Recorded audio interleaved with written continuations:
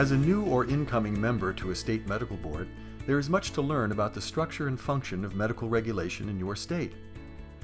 This presentation is intended to supplement the background and orientation materials you may receive from the medical board on which you'll serve. The presentation outlines basic elements of medical regulation that will help prepare you to interact effectively and professionally with your colleagues on the board. Our goal in this module will be to help you understand broadly the role of state medical boards and the work they do in the United States. Unlike many countries with centralized or national oversight of medical practice, the United States uses a state-based system for medical regulation. This is not by accident. The 10th Amendment of the United States Constitution authorizes the states to establish laws and regulations protecting the health, safety, and general welfare of their citizens. Thus, it is the responsibility of the individual states to regulate the practice of medicine. Rather than being seen as an inherent right of an individual, the ability to practice medicine in the United States is considered a privilege granted by the government of a state acting through their elected representatives. With this constitutional definition in place, each of the 50 states, the District of Columbia, and the U.S. territories have enacted laws and regulations that govern the practice of medicine and outline the responsibility of state medical boards to regulate that practice within their borders. The ultimate goal is to foster the professional practice of medicine and protect the public from unprofessional, improper, and incompetent actions. This guidance is outlined in a state statute, usually called a Medical Practice Act. Now, let's stop for a moment and ask a question. How many state medical boards do you think there are in the United States? There are 70 medical boards authorized to regulate medicine in the United States. This number may seem unusually high, but there are reasons for it. To begin, there is at least one medical board in each of the 50 states and the District of Columbia. Additionally, in 14 states, there are actually 2 boards issuing a medical license. In these states, separate allopathic, or MD, and osteopathic, or DO, boards exist for licensing physicians presenting the MD and DO degrees. This number is further supplemented by the medical boards licensing and disciplining physicians in the various territories of the United States, such as Puerto Rico, the U.S. Virgin Islands, Guam, and the Northern Mariana Islands. All state medical boards issue licenses for the general practice of medicine. State licenses are undifferentiated, meaning physicians in the United States are not licensed based upon their specialty or practice focus, and being certified in a medical specialty is not absolutely required in order to obtain a license to practice medicine. In many states, other healthcare professionals are also licensed and regulated by medical boards, in addition to physicians. Examples include physician assistants, podiatrists, chiropractors, and acupuncturists. In addition to licensing physicians and others, state medical boards do much more. They investigate complaints, discipline those who violate the law, conduct licensee evaluations, and help rehabilitate licensees when appropriate. State medical boards also adopt policies and guidelines related to the practice of medicine and designed to improve the overall quality of health care in the state. Overall, state medical boards regulate the activities of nearly 1 million licensed physicians in the United States. The boards are a vital part of our healthcare system and do a remarkably effective job in keeping patients safe and ensuring quality in medical care. How did this system evolve? It's useful to understand just a few basics about the history of medical regulation. Attempts to regulate and license medical practitioners date to the colonial era. These early laws were haphazard and often unenforced. Most of the laws regulating the practice of medicine disappeared by the 1830s before re-emerging after the Civil War as the basis for modern medical regulation. One milestone in this development was the establishment of state medical boards. The North Carolina Medical Board, established in 1859, is the oldest continuously operating board in the United States. A critical development among the early licensing boards was the creation of the Illinois Board of Health in 1876. It established the template for the modern state medical board. The Illinois legislature created the board with a broad set of powers consistent with those of state medical boards today. These included setting minimum qualifications for the practice of medicine, issuing a medical license to physicians, and revoking or rescinding a physician's medical license. Medical licensing laws spread throughout the United States in the last quarter of the 19th century, but they were not uniformly popular, especially among some physicians already in practice at the time such laws were introduced. One important legal challenge came from a West Virginia doctor named Frank Dent. Dent had been in medical practice with his father and on his own for over a decade prior to the adoption of West Virginia's licensing law. In 1882, a local court convicted Dent of illegally practicing medicine because he did not hold a medical license as a graduate of a reputable medical school. Dent challenged this finding, and his case reached the U.S. Supreme Court in 1889, which ruled against him, an important legal milestone. In reaching its decision in Dent v. West Virginia, the Supreme Court had to balance two fundamental constitutional principles. The first was the right of the state of West Virginia, under the 10th Amendment, to regulate an occupation in the interests of the public health.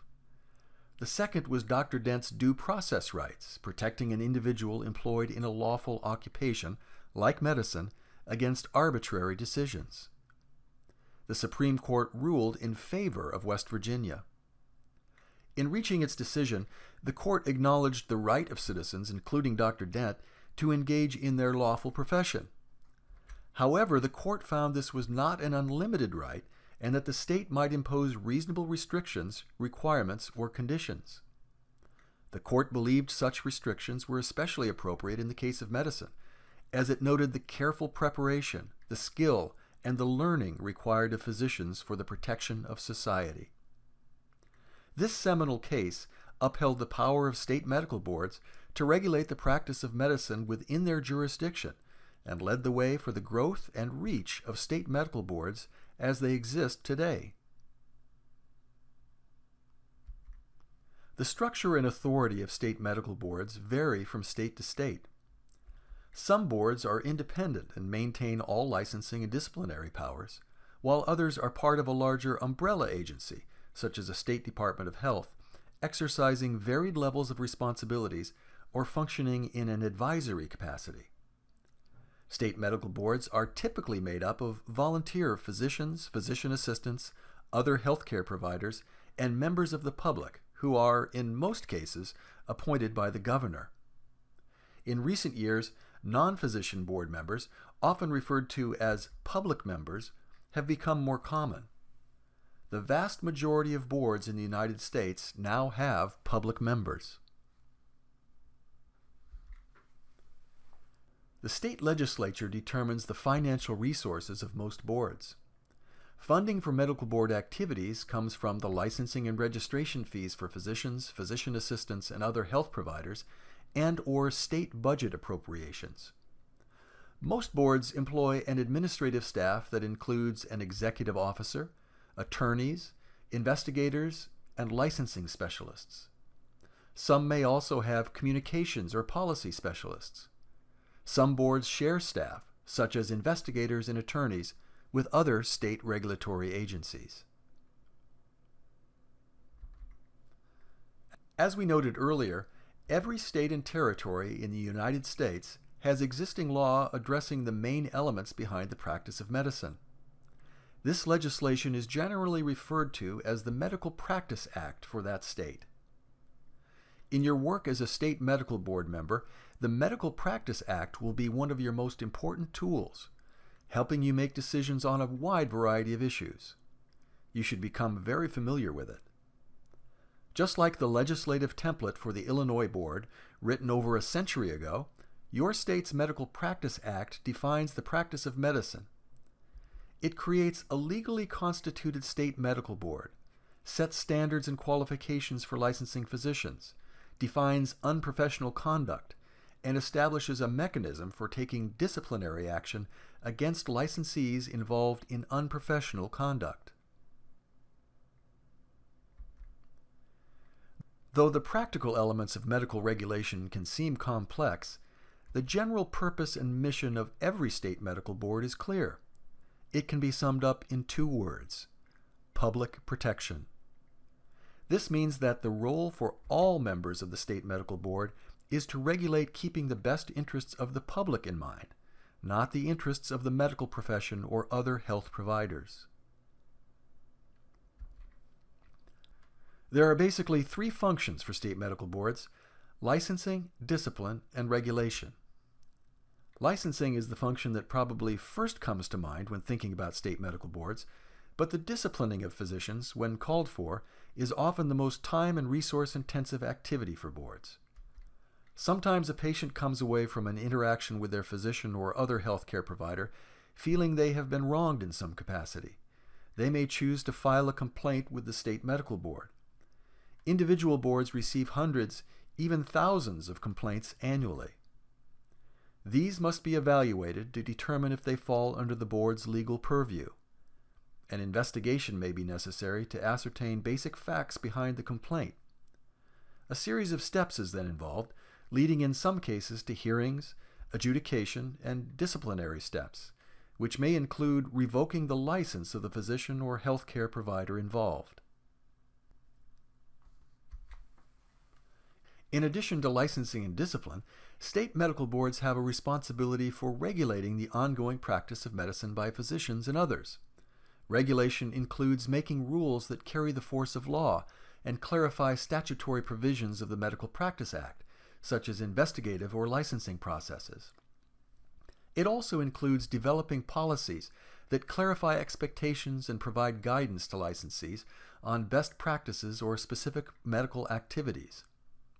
These may include guidance or best practices on a wide range of activities, from opioid prescribing to office-based surgical procedures. It's important to note the difference between regulations and guidelines.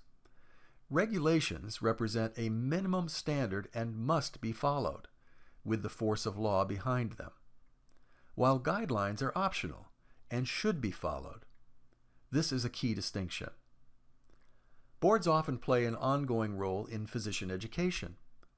The license renewal process in the vast majority of states requires physicians to document continuing medical education, known as CME, with the board often identifying specific content areas. And almost every state board plays a role in what is known as physician rehabilitation. That is, they help physicians who are having personal or professional problems that might interfere with their ability to practice medicine. They help address those problems, working with the organizations known as Physician Health Programs, or PHPs. We'll cover licensing, discipline, and regulation in much more depth in other modules. One final aspect to keep in mind about the work of state medical boards is their increasingly important role as a repository of publicly available information about the physicians, physician assistants, and other health practitioners they license. This information can be useful to boards in other states and to consumers in helping them choose a physician when they need medical care. Boards make available a variety of physician information on their individual state websites through online physician profiles. At a minimum, medical board profiles include licensure status and disciplinary history. More comprehensive profile systems may include full board orders of disciplinary actions, malpractice judgments, and criminal convictions. All state medical boards also engage in an ongoing cooperative effort to share licensure and disciplinary information with one another by regularly contributing data to a national database maintained by the FSMB. This helps ensure that information about physicians is available everywhere and helps prevent disciplined doctors from practicing undetected across state lines. As you can see, medical boards provide value for both patients and physicians. By following up on complaints and disciplining physicians when needed, medical boards ensure public trust in the basic standards of competence and ethical behavior in their physicians and other healthcare practitioners. By striving to ensure that physicians have been properly trained and are maintaining their professional skills, medical boards help protect the integrity of the medical profession. None of this can happen, however, without the work of dedicated and committed members of state medical boards. Their work as public servants is essential to the safe practice of medicine in the United States. This concludes Module 1, an Introduction to Medical Regulation. Take some time now to learn more about the specifics of medical regulation in your state, including the key components of your state's Medical Practice Act, the composition of your state medical board, including the number of public members, how your state board is staffed, what professions your state board is responsible for licensing, disciplining, and regulating, what kind of information is available from your state board about the healthcare professionals it licenses, and the number and nature of complaints about healthcare professionals your board receives each year. For more information, you can refer to these additional resources.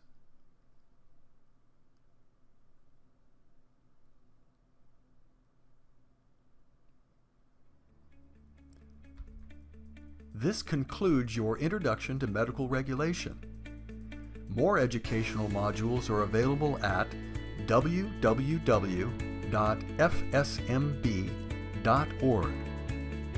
Thank you for participating.